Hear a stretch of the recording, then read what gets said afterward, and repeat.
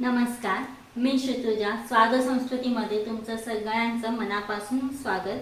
तर आज आपण एक मस्त अशी कुरकुरीत अशी रेसिपी करणार आहोत. बाहेर छान पाऊस पडतोय आणि अर्थातच आपल्याला भजी वगैरे असे छान छान पदार्थ खायची इच्छा होते आणि त्यातला सगळ्यांचा आवडीचा पदार्थ म्हणजे आळूची वडी.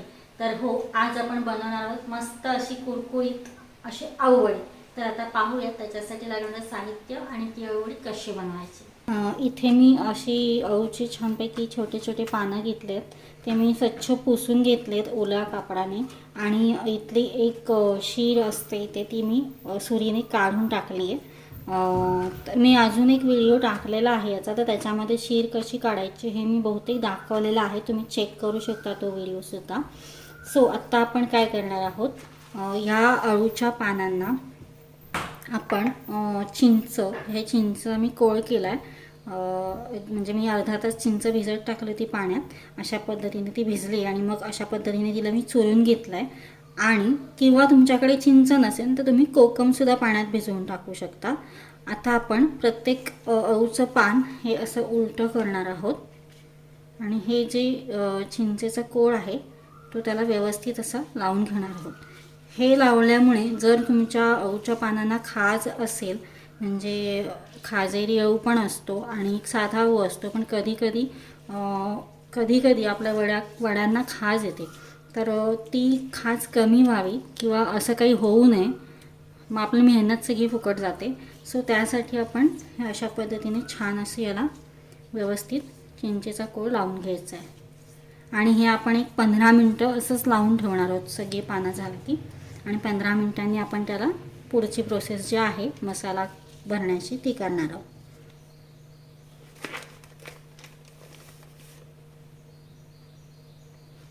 इथे मी 4 चमचे बेसन घेतलं. माझ्याकडे हा चमचा आहे जो आपण भात वगैरे काढण्यासाठी वापरतो, छोटा चमचा असतो तो. याच्यामध्ये खरं तर प्रमाण असं काही स्पेसिफिक नाही आहे, कारण की जेवढे तुम्ही अळूचे पानं घाल त्याच्यावर डिपेंड आहे की तुम्हाला मसाला किती तयार करायचा आहे. पण मी इथे 4 चमचे बेसन घेतलं आहे. 1.5 चमचा तांदळाचं पीठ, 4 चमचे बेसन असं मी घेतलेलं आहे. जर आपल्याला अजून मसाला लागणार असेल तर आपण तयार करू शकतो, पण मला 1 ते 6 पानं आहेत त्या हिशोबाने मी एवढा मसाला घेते. चवीनुसार साधारण मीठ टाकू आपण 1 ते 1.25 चमचा. एक छोटा चमचा गरम मसाला टाकते मी. अर्धा चमचा हिंग, 2 चमचे जिरेपूड, 1 ते 1.5 चमचा हळद, तिखट 2 चमचे, म्हणजे हा माझ्याकडे मोठा चमचा आहे. सो या एका चमच्यामध्ये 2 चमच्याचं प्रमाण आहे, तेवढे मी 2 चमचे तिखट टाकलं आहे. 1 ते 1.5 चमचा धनेपूड, अर्धा चमचा थोडीशी खसखस टाकते, तीळ तुमच्या आवडीनुसार तुम्ही टाकू शकता. मी हा गूळ किसून घेतला, साधारणतः 1 ते 1.25 चमचा असेल. गूळ तुम्हाला जर गोडचट आवडत नसेल तर तुम्ही गूळ स्किप करू शकता, पण आंबट गोड तिखट अशी ही चव छान लागते आवडीची. बारीक चिरलेली कोथिंबीर, तुम्ही कोथिंबीरची पेस्ट पण करून घेऊ शकता. आणि जो आपण चिंचेचा कोळ लावला होता त्या पानांना, त्यातला मी साधारणतः इथे 1 तोच चमचा आहे ज्याने मी बेसन घेतलं होतं. 1.25 चमचा कोळ टाकते आहे, जास्त नाही टाकत. आता बाकीचं जे आहे ते थोडं पाणी टाकून भिजवणार आहोत, कारण जास्त टाकलं तर कदाचित आंबट पण होऊ शकतं. आता आपण ओवा टाकतोय, तो सगळ्यात असा छानपैकी असा चोळून टाकायचा. हे आता व्यवस्थित मिक्स करूया. आता थोडं थोडं पाणी घालून आपण हे छानपैकी मिक्स करूया. तुम्ही बघू शकता की एकदम पण आपण पातळ नाही केलंय, लावता येईल अशा पद्धतीने आपण पीठ व्यवस्थित मिक्स करून घेतलंय. मी मसाला थोडा जाड असा कोट करते, म्हणजे त्याला एक टेस्ट छान येते अळूच्या पानांना. म्हणून तुम्ही हे पाटावरती सुद्धा करू शकता, म्हणजे पाट असेल मोठा तर त्याच्यावरती पण व्यवस्थित लावता येतं.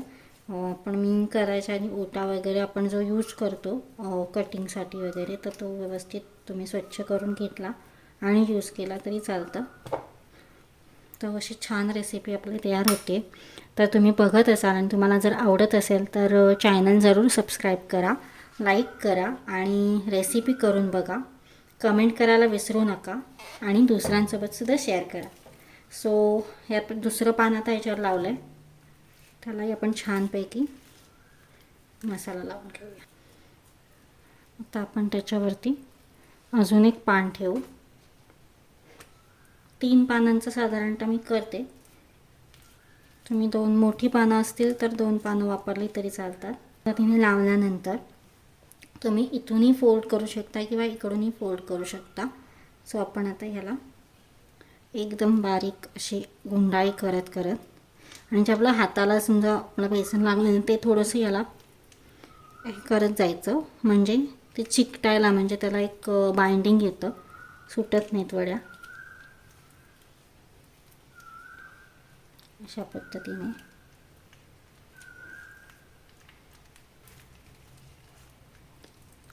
हे पाहिजे तर तुम्ही अशा पद्धतीने ह्याची घडी करून आतमध्ये टाकू शकता.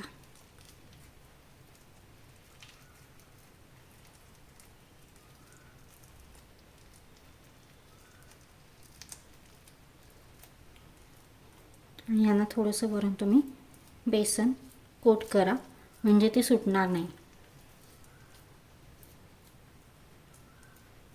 सो आपली ही एक रोल तयार आहे. आता आपण दुसरे जे पानं आहेत त्यांना अशाच पद्धतीने लावून असा रोल तयार करून घेऊया. तर रोल बनवून झाल्यानंतर आपण इथे अशी स्टीलची चाळणी घेतली आणि त्याला मी अशा पद्धतीने पूर्ण तेल लावून घेतलं आहे. आणि आता हे जे रोल्स आहेत ते आपण याच्यामध्ये ठेवूयात आणि आता हे वाफवणार आहोत. तर वाफवायला ठेवूयात आपण. तर इथे आपण आता एका पातेल्यामध्ये थोडं म्हणजे अर्ध्यापेक्षा थोडं कमी असं पाणी घेतलं आहे आणि ते थोडं गरम व्हायला लागलं की हे जे चाळण आहे ते आपण याच्यावरती ठेवणार आहोत. आणि एखादं ताट किंवा तुमच्याकडे कोणतेही झाकण असेल काचेचं ते तुम्ही ठेवू शकता. हाय फ्लेमवर ठेवलं आहे मी. सो 15 ते 20 मिनटामध्ये छानपैकी वाफणार आहेत. आता आपण एक याला 15 ते 20 मिनटं छानपैकी वाफवून घेऊया. मिनटं झालेली आहेत, आपण पाहूया. छानपैकी वाफल्यातलं जे रोल आहेत ते आपण हे साईडला काढून थोडं थंड करणार आहोत आणि मग त्याच्या वड्या करणार आहोत. तर आता हे छानपैकी थंड झाले आहेत रोल आणि आता आपण त्याच्या वड्या करून घेऊया. मी इथे सुरीला तेल लावून घेतलं आहे. आपण कट करूया अशा पद्धतीने. तर इथे आपण आता कढईमध्ये तेल घेतलेलं आहे आणि मी थोडंसं एक तुकडा टाकून बघितलं की तेल व्यवस्थित तापलं आहे का. मीडियम फ्लेमवरती आपण तळणार आहोत या वड्या, कारण लो फ्लेमवर तुम्ही तळायला गेलात तर कधी कधी त्या सुटतात किंवा त्याच्यामध्ये जास्त तेल ओढलं जातं. आणि हाय फ्लेमवर हे केलं तर आतमधनं कच्चं राहतं. म्हणजे आपण वाफवलं आहेत त्याच्यामुळे तसा काही प्रॉब्लेम नाही, पण एकदम मऊ होतात मग आणि आतून व्यवस्थित तळल्या नाही जात.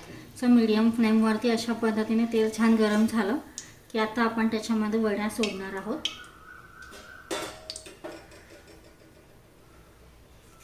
आणि इथे अशा पद्धतीने छान वड्या कट करून घेतल्या. आपण एक एक करून त्याच्यामध्ये वड्या सोडूया. तेलाचं प्रमाण बघून आपण त्याच्यामध्ये वड्या सोडायच्या. साधारणतः 4 ते 5च वड्या सोडते आधी.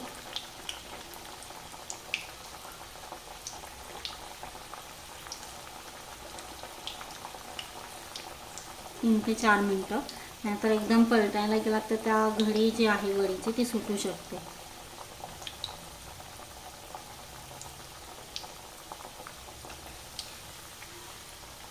आता आपण त्याला पलटूया.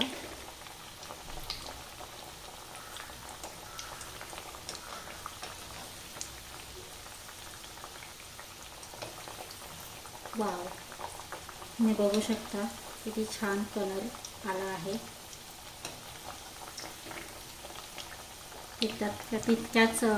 तितक्याच ते छान क्रिस्पी पण झालेले आहेत. छानपैकी तळल्या गेल्यात. आता आपण या काढून घेऊया आणि अशाच पद्धतीने आपण सगळ्या वड्या तळून घेणार आहोत. जर तुम्हाला तळून खायच्या नसतील किंवा तेल नको असेल तर तुम्ही शॅलो फ्रायसुद्धा करू शकता किंवा छानपैकी जिरं, कढीपत्ता आणि मोहरीची फोडणी देऊन त्यांना थोडंसं फोडणीवरती फ्राय करून पण घेऊ शकता, तशाही छान लागतात. पण जनरली अळूवडी ही तळलेली छान लागते म्हणून आपण तळून घेतोय.